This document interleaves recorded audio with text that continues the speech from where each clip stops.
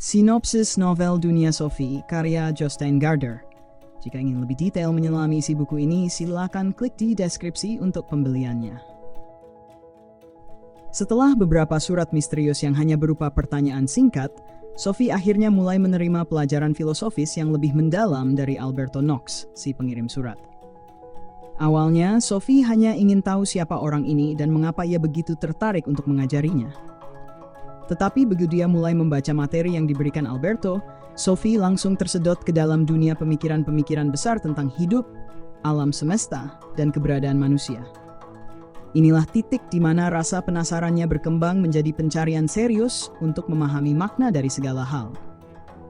Alberto dalam setiap suratnya mencoba menjelaskan konsep-konsep filsafat secara sederhana, membuat Sophie yang masih berusia 14 tahun dapat memahami hal-hal yang sering dianggap sangat rumit.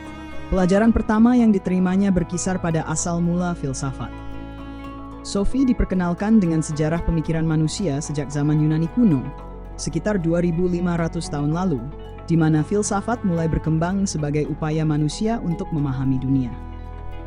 Dia belajar bahwa di masa itu, orang tidak memiliki teknologi atau pengetahuan ilmiah yang canggih. Mereka tidak memiliki teleskop untuk melihat bintang atau mikroskop untuk melihat bakteri. Mereka hanya memiliki pikiran dan imajinasi, dan itu cukup untuk memulai sesuatu yang akan menjadi dasar dari seluruh pemikiran manusia. Pelajaran dimulai dengan para filsuf pertama yang dikenal sebagai kaum naturalis. Mereka adalah orang-orang pertama yang mencoba menjelaskan dunia tanpa bergantung pada mitos atau dewa-dewi. Sophie belajar tentang Thales yang percaya bahwa segala sesuatu di dunia ini berasal dari air.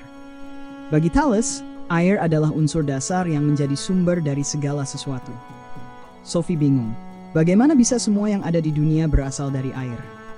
Tetapi setelah merenung, dia mulai melihat bahwa mungkin saja ada suatu prinsip dasar dalam alam yang menjadi asal dari segala sesuatu. Dari Thales, Sophie belajar bahwa filsafat adalah upaya untuk menemukan apa yang menjadi inti dari segala hal. Setelah Thales, Sophie diperkenalkan dengan Herakleitos, filsuf yang memiliki pandangan sangat berbeda. Herakleitos percaya bahwa segala sesuatu selalu berubah. Dia terkenal dengan ucapannya bahwa kita tidak pernah bisa menginjakkan kaki di sungai yang sama dua kali. Menurut Herakleitos, dunia ini adalah tempat di mana segala sesuatu terus-menerus berubah dan bergerak. Bagi Sophie, ide ini terasa lebih masuk akal. Dia sering merasa bahwa hidupnya juga berubah, dan orang-orang di sekitarnya tidak pernah benar-benar sama dari hari ke hari. Dari pelajaran ini, Sophie mulai menyadari bahwa mungkin saja perubahan adalah sifat dasar dari semua hal di dunia.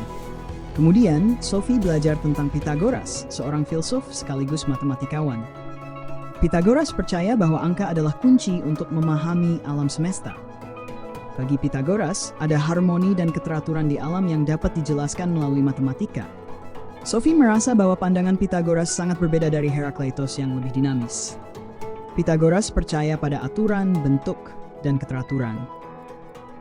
Sophie terkejut menyadari bahwa mungkin ada pola yang mengatur segala sesuatu, dan bahwa matematika bisa membantu manusia untuk menemukannya. Ini membuatnya berpikir tentang bagaimana ilmu pengetahuan dan matematika bekerja di zaman modern, meskipun ia tidak pernah menyangka bahwa filsafat dan matematika pernah begitu erat.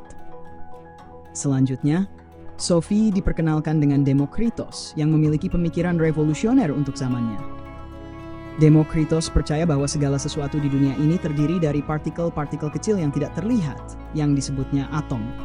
Dia berpendapat bahwa segala sesuatu, termasuk manusia, hewan, dan bahkan bintang-bintang di langit, tersusun dari partikel-partikel kecil yang bergerak di ruang kosong. Sophie merasa sangat tertarik dengan konsep ini, karena ide tentang atom yang tak terlihat tapi menyusun segala sesuatu mirip dengan ilmu pengetahuan modern tentang kimia dan fisika. Alberto menjelaskan bahwa meskipun gagasan Demokritos sangat maju untuk zamannya, namun tidak ada teknologi untuk membuktikan teorinya, sehingga banyak orang sulit mempercayainya.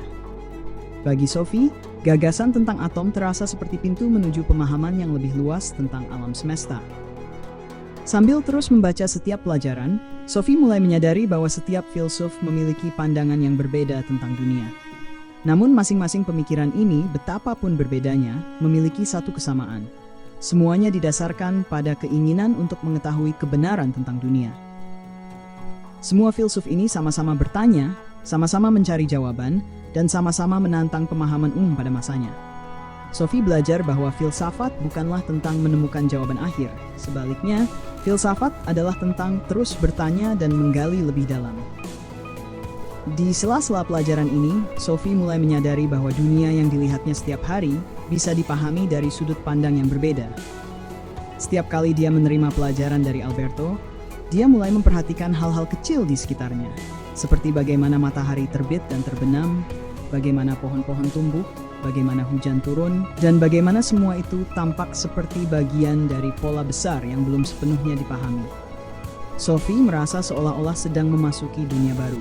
Meskipun dia masih tinggal tempat yang sama, Sophie juga mulai mempertanyakan segala sesuatu yang dianggapnya biasa.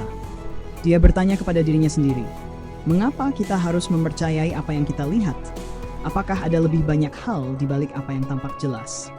Dalam benaknya, pertanyaan-pertanyaan ini terus berkecamuk, dan dia merasa bahwa setiap kali dia mencoba menjawab satu pertanyaan, muncul pertanyaan baru yang lebih besar. Namun, dia juga mulai menyadari bahwa ini adalah inti dari filsafat. Bukan tentang menemukan semua jawaban, tetapi tentang perjalanan untuk mencari jawaban itu sendiri. Meskipun kadang merasa bingung dan kewalahan dengan begitu banyaknya ide-ide baru, Sophie menemukan bahwa dia benar-benar menyukai perjalanan filsafat ini. Filsafat mengajarkan dia untuk tidak hanya menerima dunia seperti yang terlihat, tapi untuk memikirkannya secara kritis, menantang anggapan yang sudah ada, dan membuka pikirannya terhadap kemungkinan-kemungkinan baru. Filsafat baginya bukan hanya tentang belajar sejarah pemikiran, tetapi juga tentang belajar memahami dirinya sendiri. Pada akhirnya, pelajaran-pelajaran awal ini membuka mata Sophie terhadap dunia yang lebih besar, dan dia merasa bahwa dia telah menemukan tujuan yang baru. Bukan hanya untuk mendapatkan jawaban, tetapi untuk terus mengajukan pertanyaan. Alberto Knox lewat surat-suratnya telah memberi Sophie kunci untuk melihat dunia dengan cara yang tidak pernah dia bayangkan sebelumnya. Setiap hari dia merasa lebih dekat dengan memahami apa yang sebenarnya membuat hidupnya begitu penuh makna dan misteri.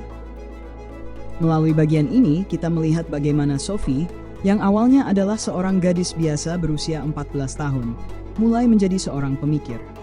Dia belajar bahwa meskipun dia tidak akan pernah menemukan semua jawaban, dia bisa belajar untuk merangkul pertanyaan-pertanyaan besar itu sebagai bagian dari dirinya. Dengan kata lain, pelajaran filsafat dimulai adalah titik di mana Sophie menyadari bahwa filsafat bukan hanya tentang mengetahui, tetapi tentang menjadi seorang pencari.